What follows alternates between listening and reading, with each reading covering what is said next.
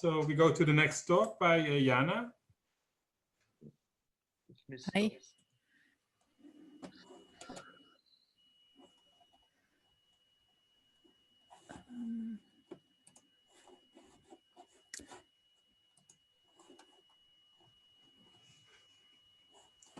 Just a second, I have to get to share my screen. Fine.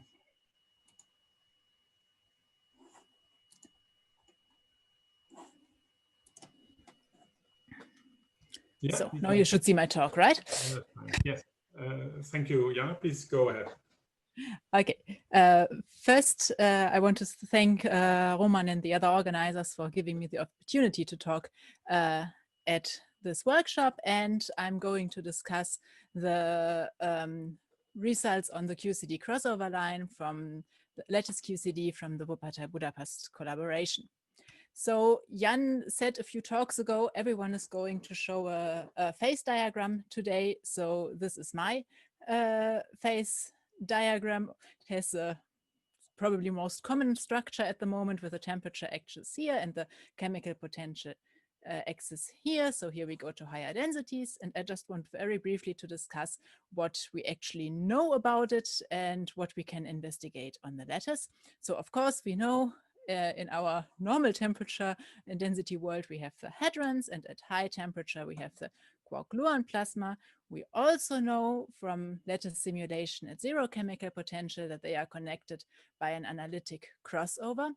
And this actually means, since the transition is analytic at zero chemical potential, it has to be analytic in some region around zero. And this is what allows us to do extrapolations here. Well, in addition, we have this liquid phase gas transition down here, which I'm not going to talk about. And then, as we've heard in many talks, it's expected that here comes the line of first order transition. And of course, here is the holy grail of this phase diagram right in the middle, the critical endpoint. At high densities, there are interesting things supposed to be happen, which I will not discuss.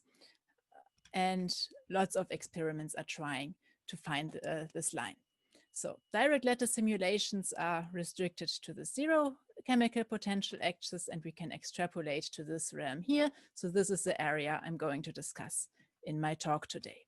And this is the outline. Since it's not a pure lattice session, I will give a short introduction. I apologize to everyone who already knows that by heart. You have now about 5 minutes to refresh your coffee. I guess the session is long enough that this might be a good opportunity. And then you can come back for the second part with fresh concentration, where I dive in our recent analysis of the crossover temperature, which we published at the beginning of this year. So first, what I want to discuss, the reason why we can't get you results at finite chemical potential is not like our theory doesn't work there anymore, but it's a computational issue. We have the infamous sign problem. And what this actually means is when we do our lattice computation, we do it in the following. We have a integral we want to solve numerically. Here is a very simple example for that. This is basically a Gaussian curve with some coefficient, which I show here. And what we do when we solve is we cut. If we want to solve this numerically, we have to cut off the infinity here, and then we can translate this to a finite sum, and we can draw from a uniform distribution between -100 and +100, which would be way out of the screen. And if we, for example, draw 1,000 numbers, we end up with a few points in the relevant region and a relative error about 20%. If we draw an order of magnitude more, the error decreases about a factor of 3 to about 6%, and we have more points in the relevant region. However, if we want to improve our algorithm instead of our statistics, we can use the so-called importance sampling. And here we take this Gaussian part of the integral as our Boltzmann weight. And then we only have to solve this sum, and a lot of more points are in our relevant region. And even with only 100 samples, I already get a relative error of about 1 per mil, which I can then decrease further by adding growing to about 1,000 draw, which was a 20% error before, and now is down to an error of below 1 per mil. So this makes an order of magnitude difference whether I can do this importance sampling or I can't. And when I introduce a finite chemical potential, the factor which would be our Boltzmann weight becomes complex. We can't take it as a probability anymore, so we can't use this importance sampling straightforward anymore. So since our computations with importance sampling already costs pretty much all our computational resources, we just can't do a few order of magnitude additional computation. This just won't work. Also, there is an additional point. If I add an I to such a curve, this nice, smooth positive curve I had before becomes this oscillating function here, which means I would have to calculate the red parts and calculate the blue parts and subtract them from one another. So I would have two very large numbers. And if I want to take the difference numerically, that's very difficult to get any precise results there. So if we can't use our importance sampling, we really can't give you proper results anymore. And this is why we can't do direct lattice simulations at finite chemical potential. And this is the infamous sign problem. There are lots of ideas on how to deal with the sign problem, reweighting techniques, canonical ensemble, complex Langevin, Lefschetz symbols, density of state methods, dual variables. I will discuss none of them.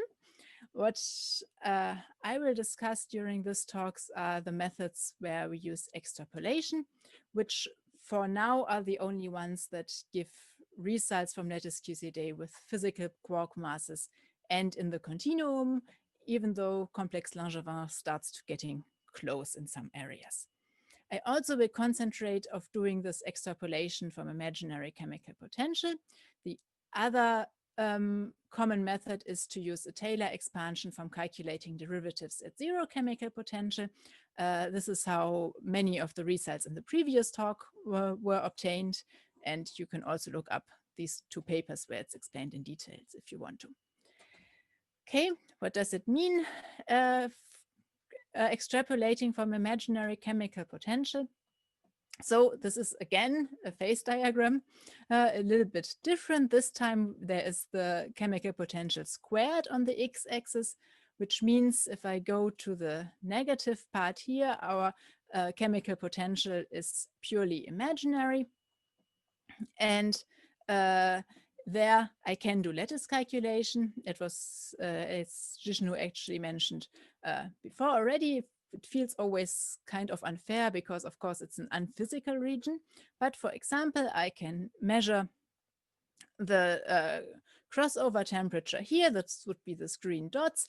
And then I can start fitting functions through these points and extrapolate them to real chemical potential. And as long as my function is analytic, so there's no critical endpoint, this gives us reliable results. This is by now a common technique. We are by far not the only ones using it. So here are some others listed on the right side of the slide. So now I'm going to discuss our recent analysis on this topic. We had a paper on this same topic in 2015, and we made an update at the beginning of this year. So I will briefly catch you up. What was the situation at the beginning of the year? When one wants to compare this results here, it's easier to compare one number than to compare a whole curve, and which is a typical number for this comparison is this kappa, which is the curvature here at 0 chemical potential. And when we wrote our first paper on the topic in 2015, it looked a bit like there was a tension between the green and the blue points. They correspond to the two methods I mentioned. This is from the Taylor expansion. This is from imaginary chemical potential. However, this was resolved in recent years. So now also both methods agree. There was a nice work in 2018 which actually directly compared both methods on the same ensembles, and then they agree perfectly. In 2018, hot QCD also went further. So before we had the kappa, which is now the kappa 2 here, and then you can add an extra coefficient here, the next one, kappa 4. And they gave a first result on the kappa 4. There are actually several conditions under which and direction on which you can measure this curvature. The one I'm talking about today is this one here, which is at the strangeness neutral point and with a charge to baryon ratio of 0.4, which matches conditions in heavy ion collision. So here the red point is for kappa 4, and as you can see here for now it's 0 with an arrow. Then of course we don't just want this 1 or 2 numbers here, we actually want the curve for extrapolation, and these were our results in 2015. We used 3 different types of fit function for our extrapolation.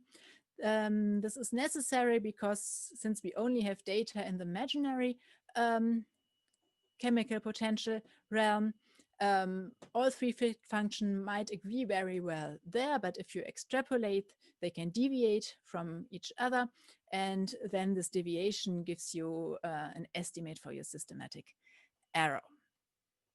So in this plot, we also included different results for the freeze-out temperature and one calculation from Dyson-Schwinger equation. This agrees very well.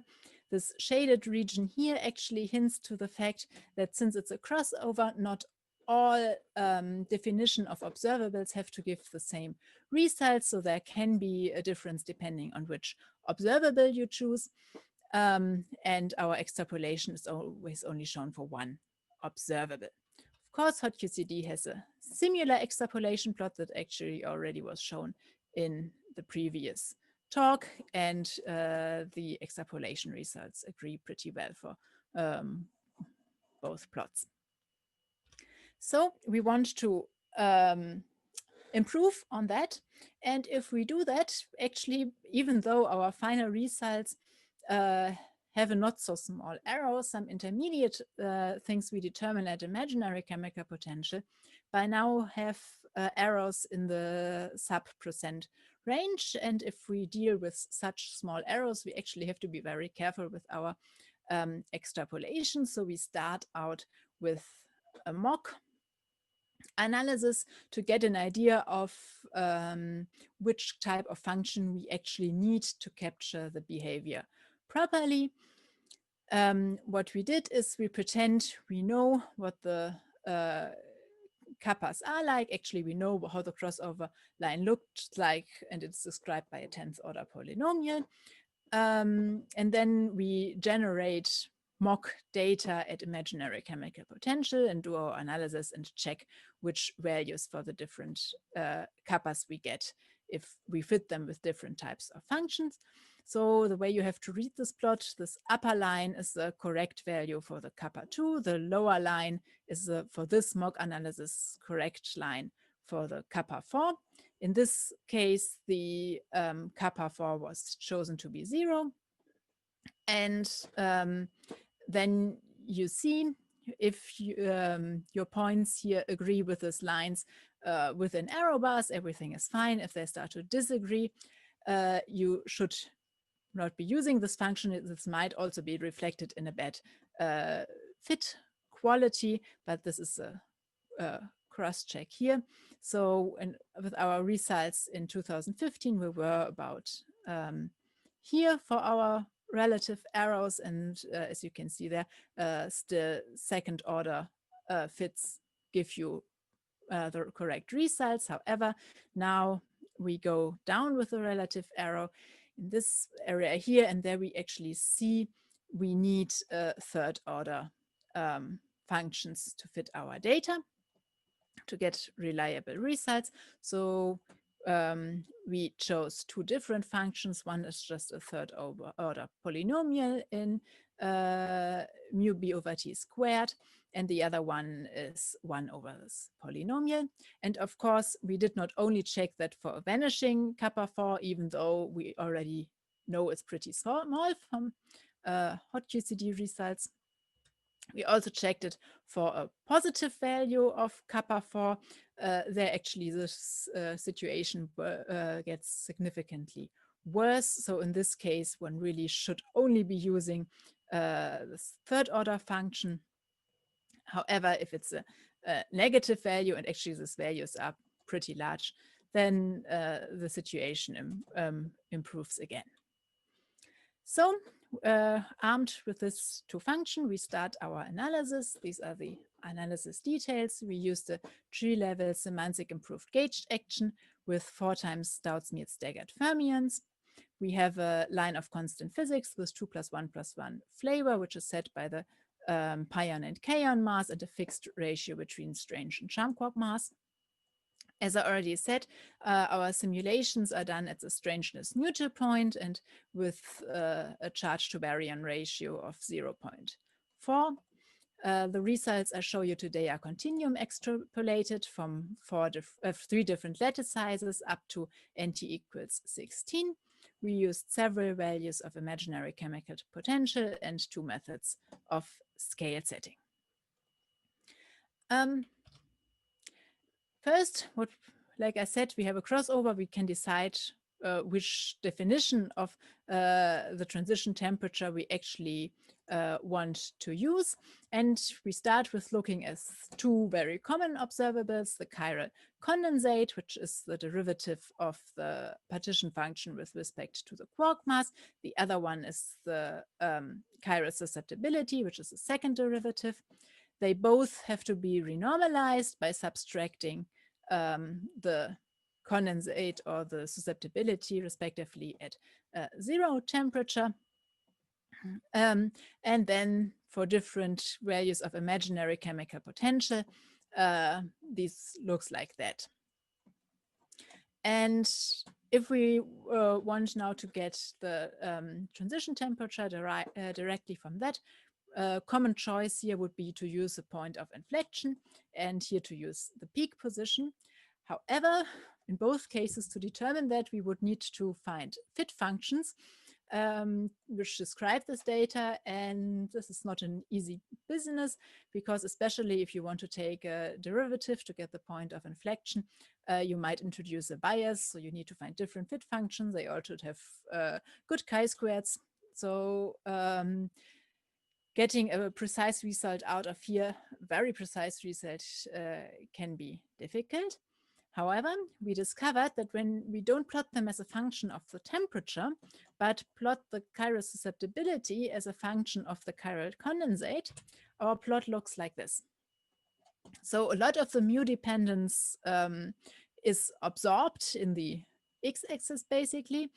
And this is a very symmetric, nice looking peak, which we can fit with polynomials depending on which cuts we introduce here in the y direction. We can use a second, third, or fourth order polynomial. And since the dependence on the chemical potential is relatively small, we actually can also include it in our fit and with just 1 extra term here. However, what we get then is not a transition temperature, but a transition chiral condensate. And of course, now we have to translate that to a temperature value. So what we do, if we have this fit here, I only show it for 1 mu, we can get the transition chiral condensate, and then we just spline the chiral condensate, which has so small error bars that this works very well, and we can read off the transition temperature here, and this actually gives us very precise values and allow us to do a good extrapolation.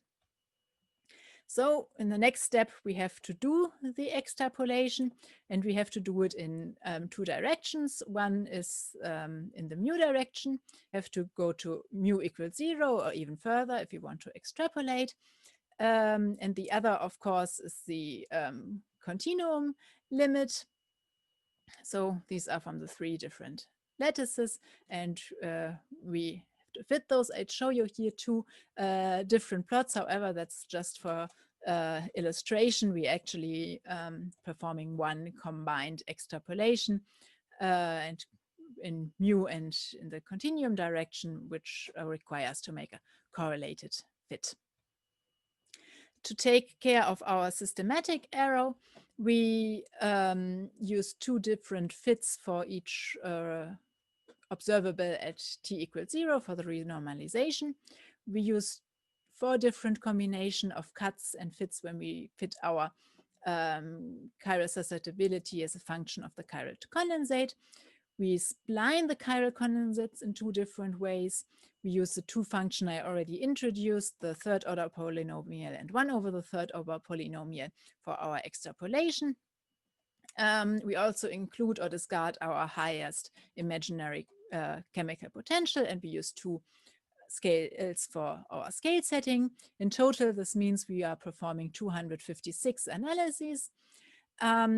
We weight every analysis that has a Q value larger than 0.1 uniformly in such a histogram, and this leads to our result with a systematic arrow, and the statistical arrow is calculated by the jackknife method. So this is our results for the kappa 2 and kappa 4. Our results for the kappa 2 agrees very well with the previous determination. It only has a slightly smaller arrow than the one we published in 2015. This is not surprising if one would look back at the mock analysis. If you increase the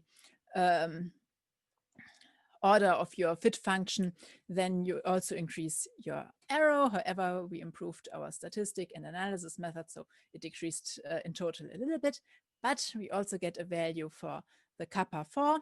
It still is 0 with in arrow bars, but the arrow was reduced significantly. If you want to see the numbers, I wrote them down at the bottom of the slide. Of course, like I said, we don't only want to look at these 2 numbers. They are great for comparison, but we also want to see the extrapolation.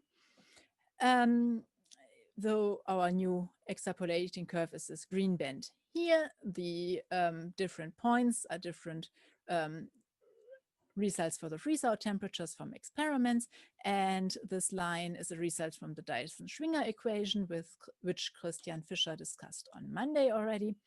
The curvature agrees within arrows with our lattice determination, and the absolute value actually was set to a lattice results, which so one could move it up here for comparison, and then it would fit rather well.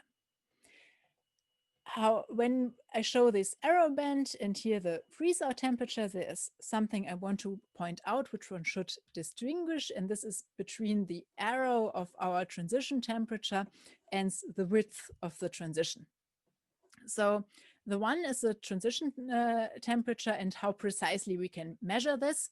So if we had an ideal world with infinite statistics, and a perfect analysis without any systematics arrow, this band would just become a line. As it is, it shrinks with higher statistics and improved analysis, so these bands tend to get narrower over time. The other thing is something else. This is the width of the transition, which can be taken as an idea of the transition region in which one would, for example, also expect the freeze-out temperatures to be somehow at least close. by. And a common definition of that is related to the second derivative of the chiral susceptibility. However, I didn't even want to measure a first derivative of the chiral condensate, so I really don't want to measure a second derivative of the chiral susceptibility.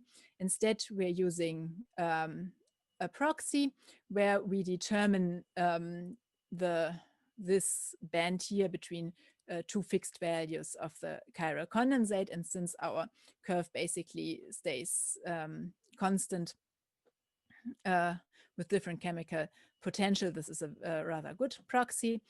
And this is the result for the width, which we get of this, which is about 15 MeV, which is significantly larger than the typical error of the transition temperature, especially at mu equals 0.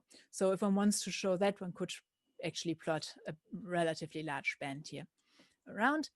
Also, this stays constant within arrows when we start to extrapolate. However, here at 300 MeV, the error is actually already over 50%. So it's constant within arrows, but we don't really know how constant it is. Okay, another thing I want to discuss is, does this plot actually mean that there is no critical endpoint here? And the honest answer is, I don't know. And if you can try to wrap up, Jana, please, in 1 minute or so. Yep, it's, the last slide. So I'd show you two smooth functions here. However, both have a non-analyticity at 1, and if I do a Taylor expansion around 0, I could get something that looks like this. And here I could actually imagine, if we see something happen with our crossover temperature like this, we would probably guess something is going on. But it's also very well possible this one just get a very smooth extrapolation without noticing anything. So I can't promise you from that plot that there is no critical endpoint in the area in which we extrapolate. For that, one should probably look to other methods like the functional approaches that were discussed at the beginning of this session. This brings me to my summary, and I just show you the two main results plots again, the values for the kappa 4 and kappa 2 and our extrapolation. Thank you for the attention. Thanks a lot for the talk. Are there any questions?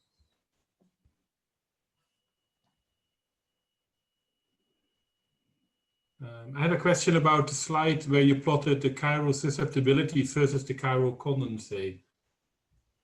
This one? Yeah, so they do fall nicely on top of each other. So just to be clear, is it expected that they fall on top of each other kind of from theoretical, or is there a tiny deviation which allows you to extract the curvature? So they're not perfectly on top of each other. We actually are fitting them with a function that depends on the chemical potential. I think it's not totally surprising that a lot of the mu-b dependence is absorbed. One is basically a derivative with respect to the quark masses of the other one. And so similar behavior is not totally surprising, but it's not like they are supposed to be in a exactly flat curve on top of each other. Okay, yeah. And then there's a question about slide 22. That's the last slide. Okay. From Rajiv. Hi, Jana, nice talk. I just wanted to know from the right-hand panel of your figure what I'm supposed to really get out of it. The points as well as curves are all over the place. Neither the data nor the theory really gives you something. So what should one conclude from here? Okay, for once we are showing our result, this is a green band. Then the other one is the Dyson-Schwinger equation, and there you should not compare the absolute value, but you should compare the curvature, which I think you can also see from this figure that it agrees with the lattice within arrows. And then the third things are the point, which, as you say, are all over the place. However, these are freeze-out, chemical freeze-out temperature, which is not the same as the transition temperature. but they are expected to be in the same area of the phase diagram. Of course, one could make this figure look a lot nicer if one plots it down here to 0 t, then they would look like they're very close to the curve. However, you see more if you zoom in. So this is not expected like they are really on top of our curve. Now, So I'm sort of amazed, if the points don't belong, why does one plot? And if they actually are plotted, why doesn't one say that there is a huge disagreement between theory and what the freeze outs are? Well, it's not a disagreement because we're not measuring the same thing. I mean, they are expected to be somehow close to the transition region, and that's what I discussed. This transition region has is a physical region which from our measurement would be about 15 MeV. If you would plot a 15 MeV band around here, you pretty much would get all of the points within arrows. Okay, Rob and Fritjof want to give a short comment. Maybe Rob gives a comment now, and then we discuss later more. Rob? Yes, thanks. I just wanted to make a, probably Fritjof will immediately tell me how confused I am.